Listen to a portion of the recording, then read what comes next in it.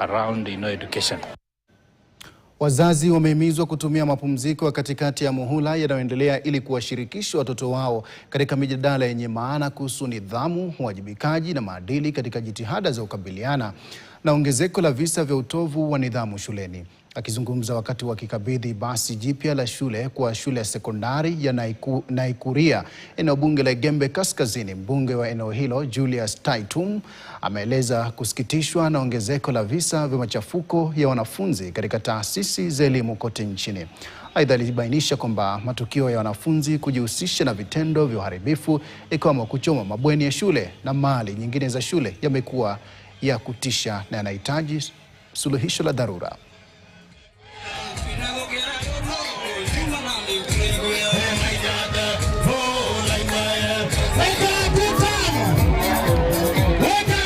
Huu mzigo wa kulea si mzigo wa mwalimu.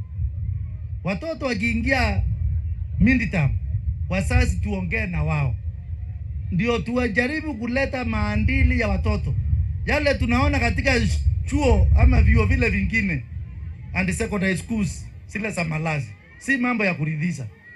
Ni vyema uongee na mtoto wako, tuwafunze maadili. Kuchoma shule si jambo njema.